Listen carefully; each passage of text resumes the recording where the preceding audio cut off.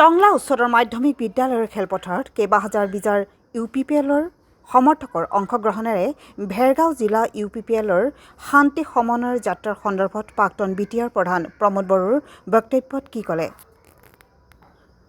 News desk report AIN live.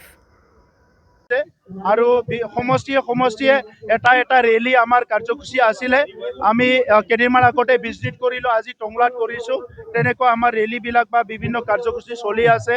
আমাৰ যিখিনি booth আছে, বুথ ইনচাৰ্জবিলাকৰ লগত বিভিন্ন সভাবিলাক চলি আছে আৰু 15টা সমষ্টিত প্ৰিপাৰেশ্যন ইতিমধ্যে হৈ গৈছে। আমি BTRৰ 15টা সমষ্টিত UPPLৰ বেনাৰত নিৰ্বাচন খেলিবলৈ ইতিমধ্যে সাজু হৈছোঁ।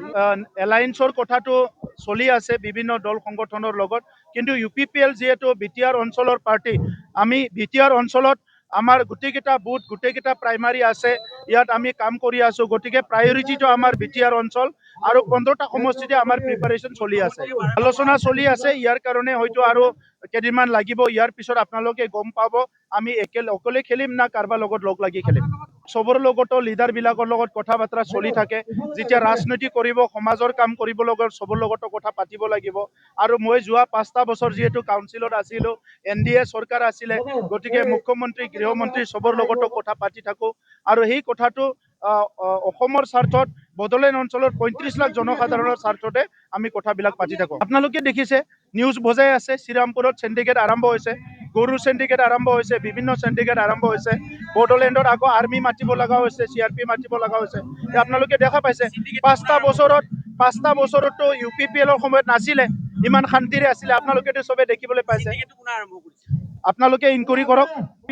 নিজৰ দলীয় সিদ্ধান্ত, আমাৰ সিদ্ধান্তটো আমাৰ, তেখেতসকলৰ সিদ্ধান্ত তেখেতসকলৰ। আমি বিভিন্ন দলৰ লগত আলোচনা কৰি আছোঁ আৰু কেইদিনমান পিছত সিদ্ধান্ত ল'ম UPPLে অকলে খেলিব না এলায়েন্সত খেলিব। যিকোনো খবৰ আৰু বিজ্ঞাপনৰ বাবে যোগাযোগ কৰক 7896121996।